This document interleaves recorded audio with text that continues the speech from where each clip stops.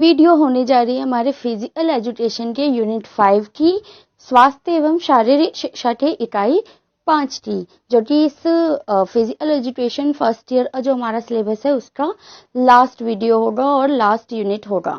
यहाँ पे जो यूनिट है उसका नाम है पाठ योजना और शिक्षण विधियां। काफी इंपॉर्टेंट यूनिट है। चलिए शुरू करते हैं। तो पहला टॉपिक है शारीरिक शिक्षा पाठ योजना निर्माण के सिद्धांत, principles of the lesson plans. कि जब आप फिजिकल एजुकेशन की लेसन प्लान बनाते हैं या फिर कोई लेसन प्लान डिलीवर करते हैं तो उसके प्रिंसिपल्स कौन कौन से होते हैं। सबसे पहला आरंभिक व्यायाम। अगर आप पाठ योजना बनाएंगे तो उसमें आरंभिक व्यायाम होना ही चाहिए। सर्वांगीण विकास जो है उसका जोर होता है। आयु तथा लिंग के आधार पर आपका पाठ योजना होना चाहिए।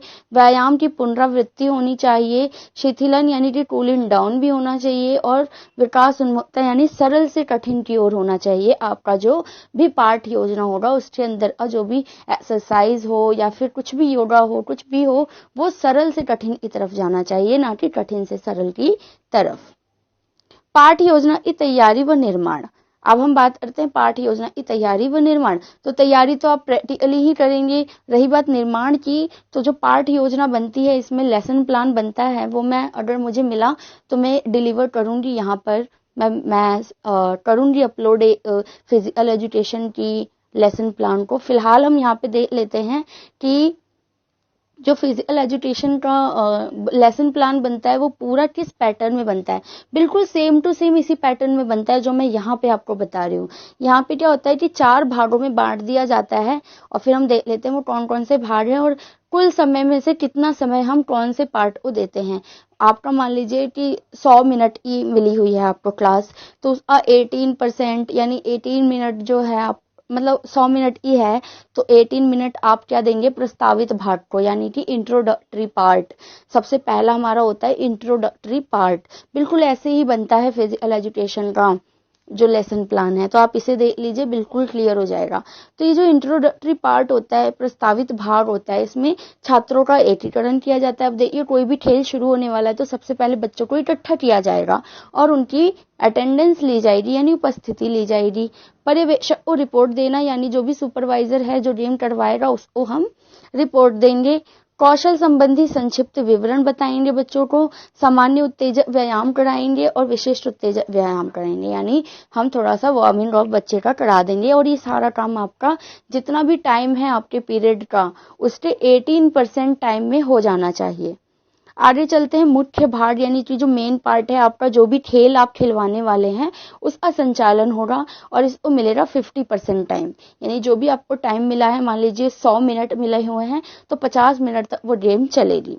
तीसरा आता है हमारा मनोरंजनात्मक खेल। अब जब आपका खेल खत्म हो जाता है तो एक रिक्रिएशनल पार्ट होता है इसमें। ये हम यूनिट 3 में कर चुके थे जहाँ पे हमने रिक्रिएशनल गेम्स के बारे में पढ़ा था कि कौन कौन से गेम होते हैं जो आफ्टर गेम, जो मेन गेम होता है उसके बाद एक छोटा सा गेम कराया जाता है ताकि बच्चे का माइंड फ्रेश हो सके। तो इसमें हम कोई भी छोटे मोटे खेल खिलवा सकते हैं क्योंकि ये इंटरटेनमेंट के लिए होता है और इसे हम टाइम देंगे 25%, यानी अगर 100 मिनट है तो 25 मिनट हम इसे देंगे।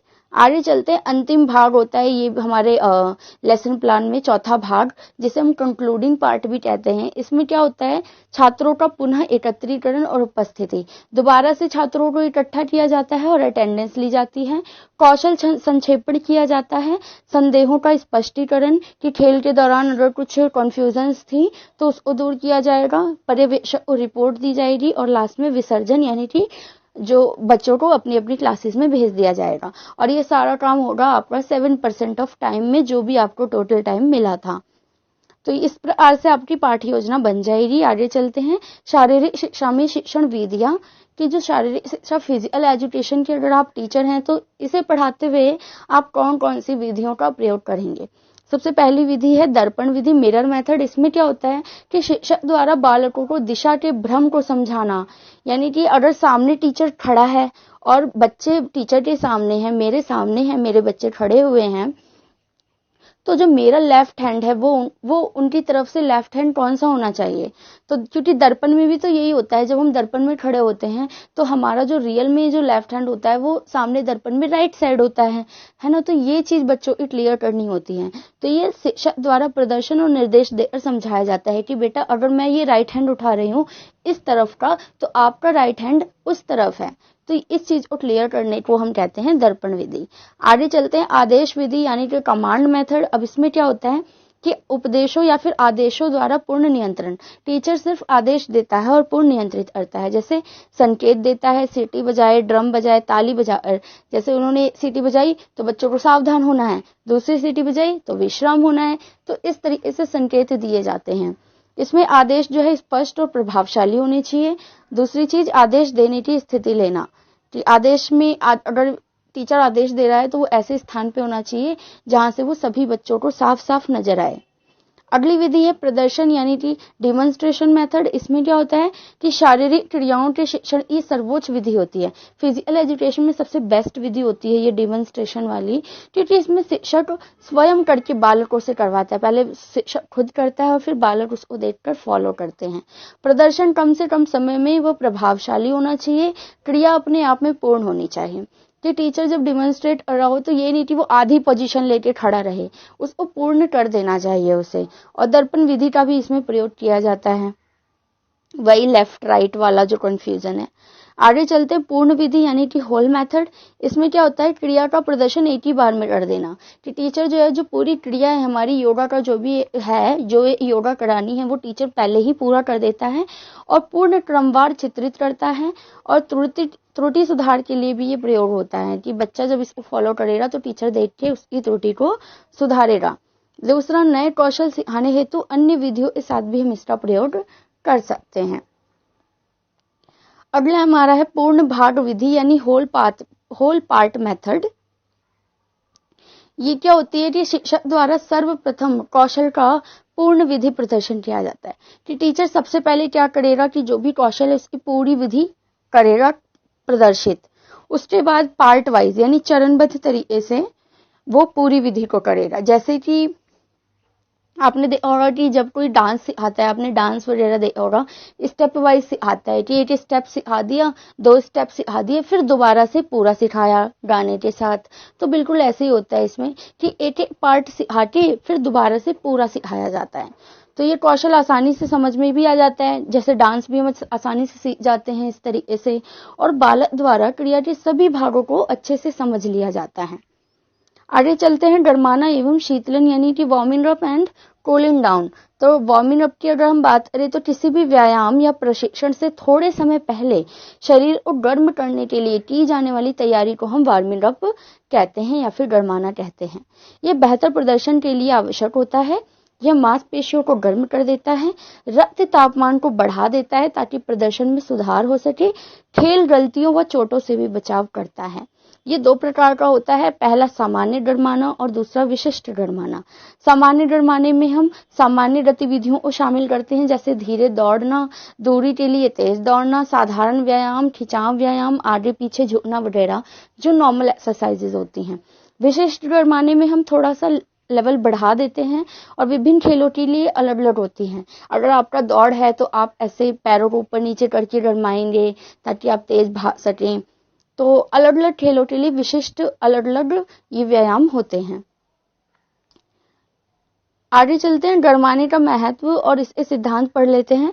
गरमाने के महत्व काफी हैं। ये शरीर के तापमान को बढ़ा देता है, इससे लचीलेपन में वृद्धि होती है, ये चिंता व तनाव को कम करता है, चोटों से बचाव करता है, ऊर्जा देता है। इसके सिद्धांत क्या है? सरल से कठिन की ओर, यानी पहले सरल फिर कठिन। सभी अंगों का व्यायाम होना चाहिए, खिंचाव व ढीले व्यायाम जरूर करने चाहिए, आयु और वातावरण अनुसार ही हमें व्यायाम करने हैं, खेल व समय अनुसार ही हमें अपने जो वार्मिंग अप है वो करनी है। आगे चलते हैं लेमरिंग डाउन यानी शीतलन। ये क्या होता है? प्रतियोगिता या प्रशिक्षण के बाद शरीर को फिर से सामान्य स्थिति में लाने के लिए शीतलन किया जाता है। ये उसका उल्टा है। वार्मिंग अप क्या था? खेल से पहले, और शीतलन क्या है? खेल के बाद। ये आराम की अवस्था में आना, इसे हम कहते हैं। ये 5 से 10 मिनट धीरे चल सकते हो या दौड़ सकते हो, या स्थिर खिंचाव वाले व्यायाम भी इसके अंदर आप कर सकते हैं। अब इसके महत्व क्या क्या है कूलिंग डाउन के, शीतलन के। पहला, शरीर का तापमान सामान्य कर देता है, क्योंकि जब हम खेल खेल रहे होते हैं तो हमारे बॉडी का तापमान काफी बढ़ जाता है। तनाव में कमी करता है, खेल के दौरान जो हमें तनाव होती है वो हमें इससे कमी हो जाती है। ऑक्सीजन की आपूर्ति करता है, क्योंकि खेल के दौरान हम जल्दी जल्दी सांस ले रहे होते हैं, ऑक्सीजन की आपूर्ति नहीं हो पाती है। चक्कर ना आना, देखिए कई बार खेल के तुरंत बाद लोगों को चक्कर आ जाते हैं, तो उससे भी ये बचाता है।